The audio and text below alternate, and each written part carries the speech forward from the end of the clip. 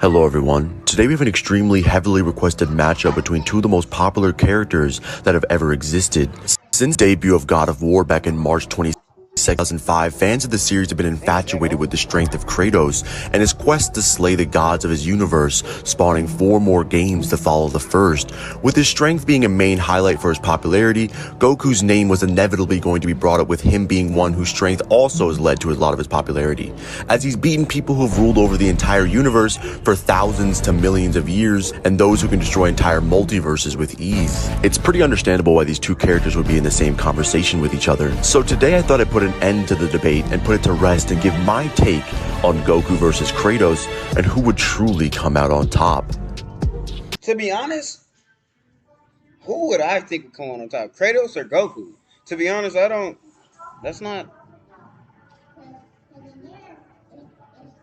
know. I really don't know. Goku is like, what, boundless to beyond boundless. What is Kratos? Kratos, becoming the god of war after killing Ares, who tricked him into destroying a town that, unbeknownst to him, had his wife and child in it, swearing vengeance across all the gods, and working across Olympus, killing every last one. Kratos is so powerful that he's able to burn a primordial god's son, who predates the universe itself, with this same primordial being the father of the cosmos and creator of Olympus itself. Kratos can defeat gods like Poseidon, who can one-shot Atlas, and was even stated to be able to hold up the entire infinite cosmos on his back, with later guides and statements claiming that Kratos can do the same, stating that if Atlas were to let go, all of creation would cease to exist. Kratos has even defeated Kronos, whose birth alone created time throughout the infinite universe, with Kronos being one who surpassed all the primordials before him, gods who literally forged creation itself. So strong that he's able to overpower and ultimately defeat the god of light Balder, who was able to 3-shot the world serpent, with Jormungandr being a giant ancient snake who in his battle with Thor was so titanic it caused the world tree to splinter. The Yggdrasil being a tree sprouting infinite branches, with each one surpassing time and space alike, making it 5th dimensional. In another battle with Thor, their fight can be felt throughout all the 9 realms connected to the Yggdrasil, and was even so devastating it caused the creature to be sent back in time. Even the death of Balder creates a snowstorm known as Fimbulwinter that affects all 9 realms across the world tree, with Balder being taken out by a holding back Kratos, who can even go blow for blow with this same Thor, and has weapons in the Leviathan Axe and the Blades of Chaos that can rival if not surpass Mjolnir itself, with the Blades of Chaos being able to burn in a place where fire cannot exist, with Kratos even able to outmatch Odin, who was able to kill Thor in one shot, and was even stated by certain writers of God of War that Odin is superior to Thor. In his battle with Hades, Kratos was able to resist getting his soul removed from his body, with even Titans not being able to resist this, with these same Titans being able to hold all of creation. In terms of speed, Kratos is able to outmatch Hermes, who can traverse throughout and deliver souls to the infinite underworld, and can even react to Helios's light shot from his head point blank, the same light being able to illuminate the entire underworld, which is stated to be infinite and immeasurable multiple times, with Kratos being able to defeat the Sisters of Fate, who could That's crazy, man. traverse through the 9 realms that stretch infinitely along the branches of the Yggdrasil and are separated by space and time, with the Sisters of Fate in God of War 2 novel being able to send a mental projection of herself, which is described as having infinite speed, which she did casually, with Kratos being able to fight 2 Sisters of Fate at the exact same time, including the one that performed said feat. We can all agree that Goku is extremely powerful, but surely he cannot compete with this, right?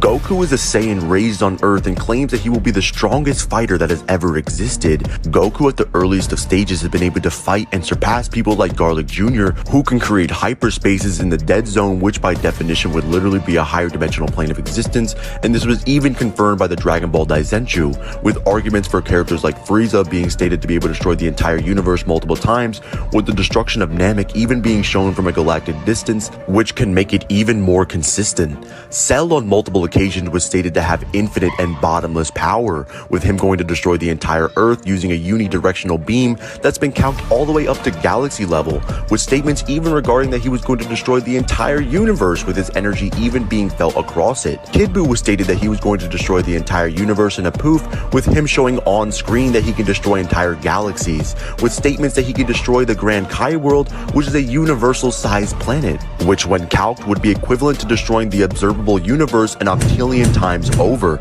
Reason being, the universe in of itself is 52 billion light years long, and contrary to common belief, it's more empty space than anything. The fact is, the universe contains nearly 99.99999% empty space, so there actually isn't much mass at all.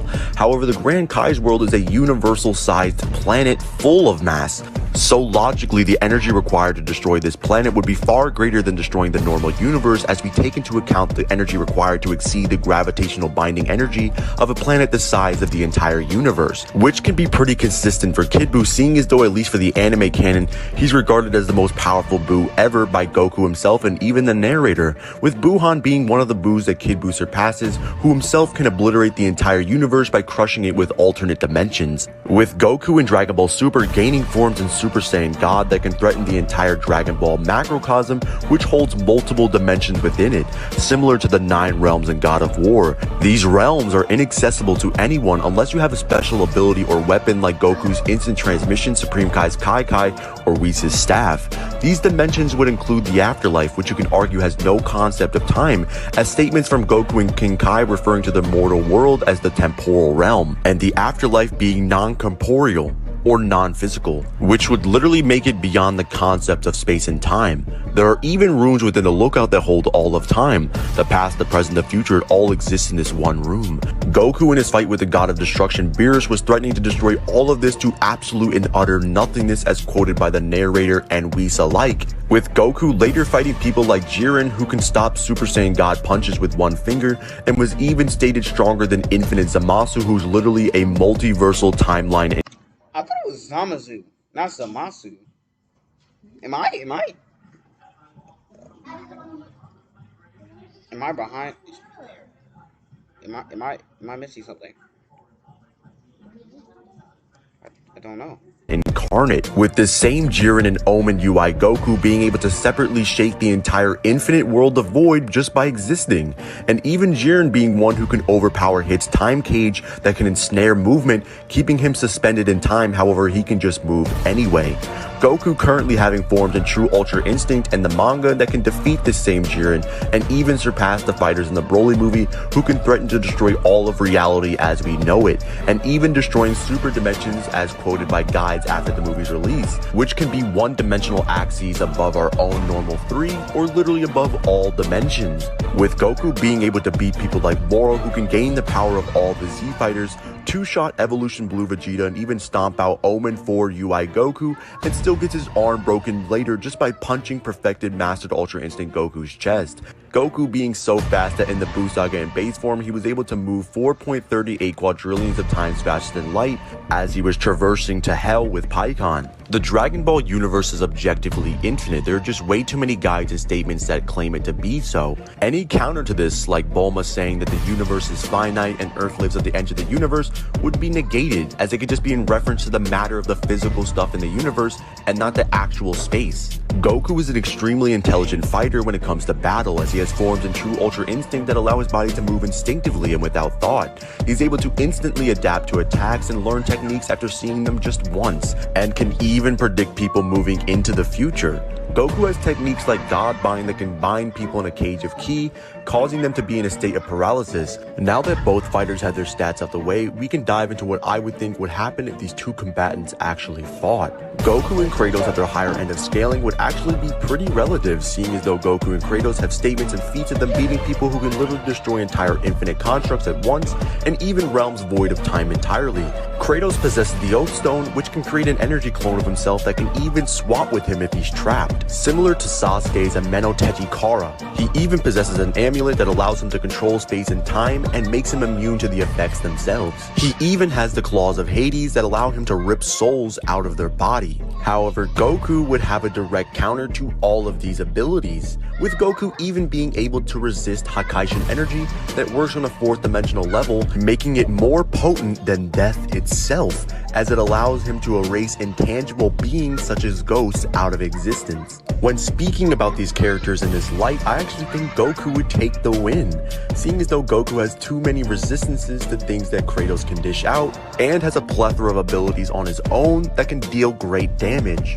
However, if you do lowball them both or keep them at a consistent basis, you can actually make the argument that Kratos comes out on top. Personally, with this line of scaling, I think that Goku would come out on top. But what do you guys think? Who would win? The man above the gods, or the state the gods cannot reach?